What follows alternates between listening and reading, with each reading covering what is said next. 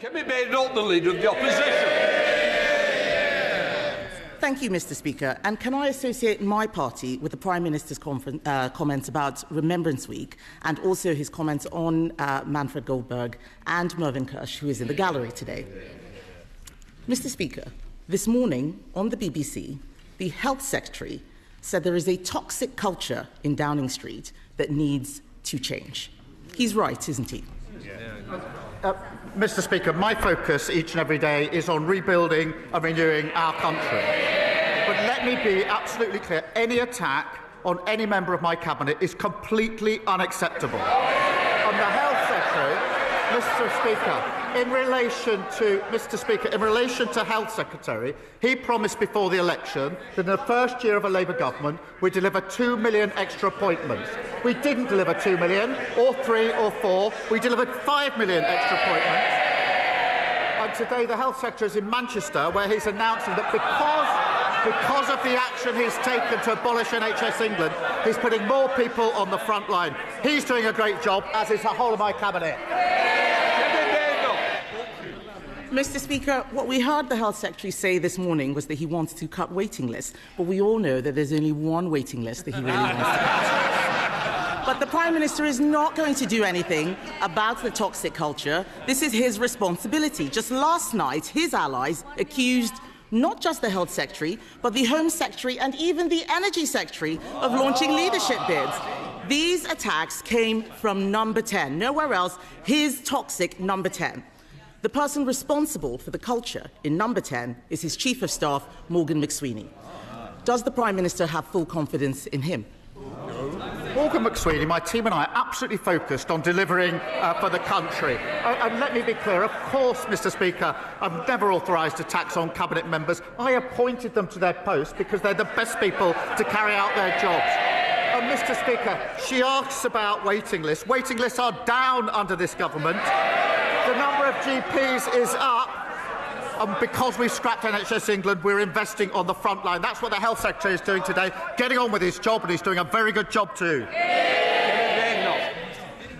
Mr. Speaker, I didn't hear him give full confidence to Morgan McSweeney, but the truth is he says these attacks aren't authorised. That means he's lost control of Number 10, because that's where they're coming from. But the real scandal, Mr. Speaker, the real scandal is that 2 weeks from a budget, the government has descended into civil war. Instead of fixing the mess they've made of the economy, they're all... Mr. Speaker, they're all chuntering. These are the feral MPs that Number 10 has been talking about. They're not my words. They're Number 10's words, his words. But unbelievably, Mr. Speaker, the Prime Minister's advisers have been reduced to briefing that MPs can't get rid of him, and I'm not making this up, they can't get rid of him because it would destabilise international markets. Why does the Prime Minister think that there would be a market meltdown if the Health Secretary took over? Mr. Speaker, this is a united team and we are delivering together. Look what we're delivering. The fastest growth of the G7. 5 interest rate cuts. Trade deals with the EU, the US and India, all of which they oppose. We've delivered. And I can update the House. If people want to audition for a pantomime, I suggest you go to the Old Vic. Pantomime. Mr. Speaker, I can update the House. The Bank of England has upgraded growth today. We've secured £230 billion of private investment. And just this morning, I thought she might welcome it, the SSE have announced £33 billion of investment in clean power. That's what this team are delivering for the country, fixing the mess that they left. Mr. Speaker, he's talking about growth and investment while the Prime Minister desperately tries to cling on to his own job. Perhaps he understands what it's like for all those people out there losing their jobs. How can he talk about growth? Yesterday, we learned that unemployment has risen to the same rate as it was in lockdown. 180,000 jobs lost, Mr. Speaker. Why does the Prime Minister think that unemployment has risen every single month since Labour took office? Mr. Speaker, let me give the House the details. 329,000 people more are in work since the start of this year. So 329,000 more are in work. Of course, I accept we need to do more in relation to unemployment. That's why we're transforming job centres, which they opposed.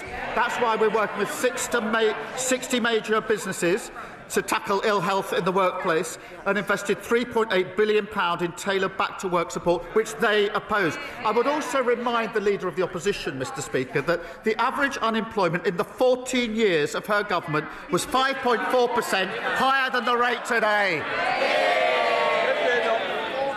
Mr Speaker, we left employment higher than it was after the last Labour government.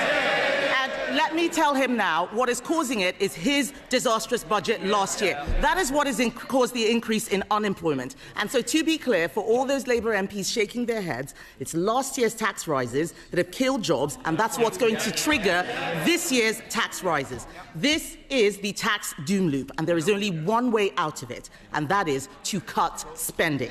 So why is the Prime Minister instead offering welfare giveaways to save his own skin? Well, Mr Speaker, I'll tell the Leader of the Opposition why we increased national insurance. It's because of the mess that they left the country in. The NHS on its knees. Now we've got 5 million extra appointments, waiting lists down, and 2,500 more GPs as a result of our decisions. But it's nearly the one-year anniversary, but she still hasn't told us in relation to national insurance whether she agrees and admits that we should do it, or if not, if that's her position, how she would find the money that we raised in the budget. She's had a whole year to think about that question. Perhaps now she can give us an answer. Mr Speaker, I wouldn't have made the stupid mistake in the first place of putting up the jobs tax and killing jobs. Since they came in, it's been disaster after disaster. The Deputy Prime Minister, the new Deputy Prime Minister, is clueless about how many illegal migrant sex offenders he's let loose. The Culture Secretary breaking the rules to give her donor a top job.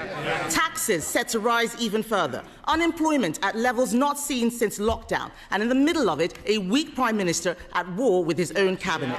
Mr Speaker, it's not just him, it is all of them. There is no replacement, it is all of them. 2 weeks before the budget, isn't it the case that this Prime Minister has lost control of his government, he's lost the confidence of his party and lost the trust of the British people? Mr Speaker, the stupid mistakes were made over 14 long years.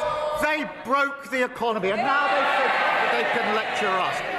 And now they've got this unserious idea that they can find £47 billion of cuts without saying where they're going to come from.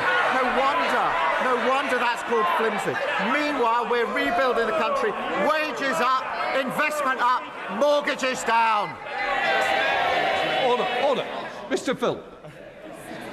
You are meant to be a senior person on this front bench. You're meant to set an example. It's certainly a bad one today. Sir January.